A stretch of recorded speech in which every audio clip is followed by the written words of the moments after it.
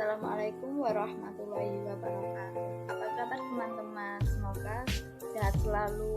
Di sini saya Astika Andrianti dengan NIM 2018 420 2007 akan menjelaskan tentang etnomatematika. Dosen pengampu Bu Ani Afifa, SSI, MPB, Program Studi Matematika, Fakultas Pedagogi dan Psikologi, Universitas PGRI Wiranegara.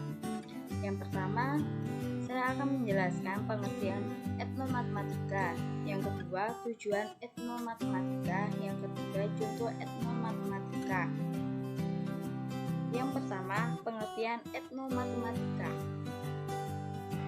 Yang pertama, menurut definisi etnomatematika menurut De Ambrosio, ia menyatakan secara bahasa, awalan etno diartikan sebagai sesuatu yang sangat luas yang mengacu pada konteks sosial budaya, termasuk bahasa, jargon, kode perilaku, mitos, dan simbol.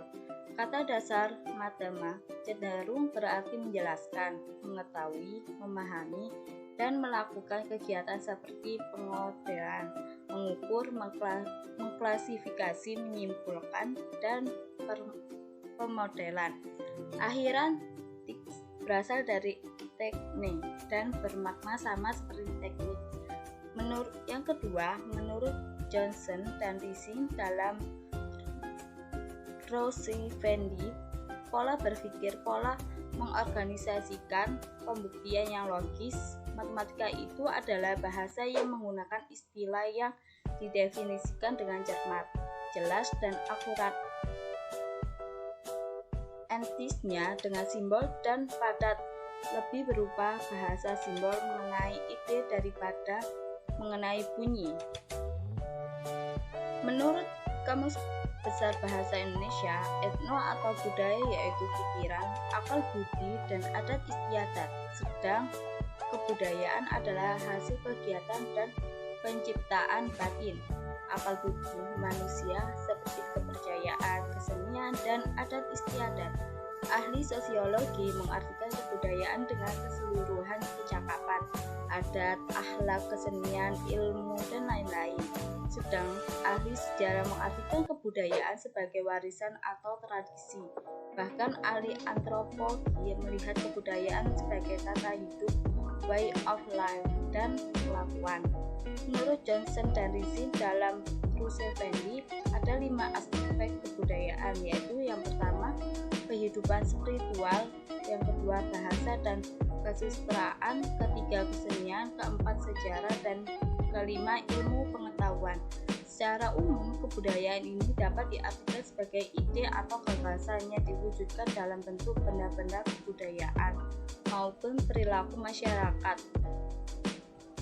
Dari penjelasan berbagai pendapat para ahli tentang pengertian etnomatematika, dengan demikian dapat disimpulkan bahwa etnomatematika adalah pembelajaran matematika yang dikaitkan dengan hasil kebudayaan yang ada di masyarakat, baik berupa artefak maupun kebiasaan adat istiadat. Yang kedua, tujuan etnomatematika. Agar keterkaitan antara matematika dan budaya bisa lebih dipahami, sehingga persepsi siswa dan masyarakat tentang matematika menjadi lebih tepat, dan pembelajaran matematika bisa lebih disesuaikan dengan konteks budaya siswa dan masyarakat, dan matematika bisa lebih mudah dipahami karena tidak lagi dipersepsikan sebagai sesuatu yang asing oleh siswa dan masyarakat. Agar aplikasi dan manfaat matematika bagi kehidupan siswa dan masyarakat luas lebih dapat dioptimalkan, sehingga siswa dan masyarakat memperoleh manfaat yang optimal dari kegiatan belajar matematika. Yang ketiga, contoh etnomatematika.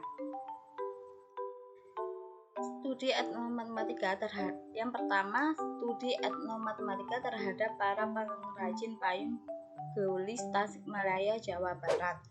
Konsep yang dipakai dalam payung gelis yaitu konsep geometri ruang.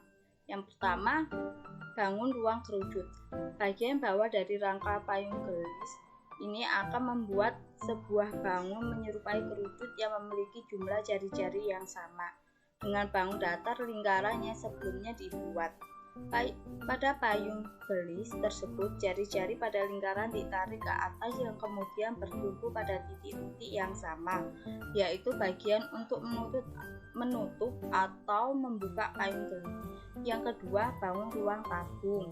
Bangun ruang tabung yang dimaksudkan di sini adalah pada bagian ganggang payung gelis. Jika diperlihatkan secara seksama, ganggang pada payung gelis ini membentuk sebuah bangun ruang tabung yang padat. Pembuatan ganggang payung gelis ini dibuat sedemikian rupa sehingga dapat menjaga kekukuhan serta kemudahan payung gelis. Yang kedua, etnomatematika dengan memodelkan rebana. Hasil eksplorasi bentuk etnomatematika pada kesenian alat musik rebana telah menggunakan konsep dasar geometri yang diterapkan dalam pembuatannya. Rebana merupakan alat musik perkusi yang tergolong pada kelompok alat musik yang sumber bunyi berasal dari membran atau kulit binatang seperti sapi, kambing.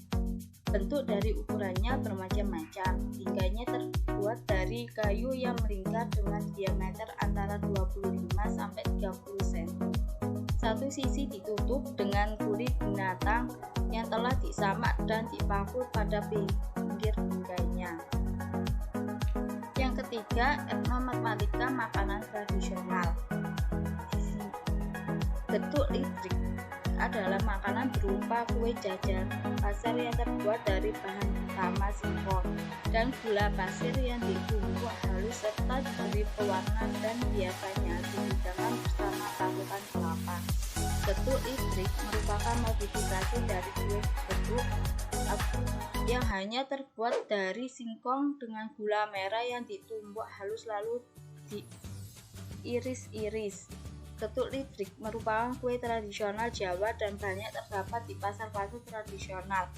Makanan tradisional getuk litrik yang bentuknya menyerupai persegi dan persegi panjang, siswa dapat melakukan aktivitas identifikasi ciri-ciri bangun, pengukuran keliling bangun, dan luas bangun. Yang selanjutnya, etnomatematika pada candi.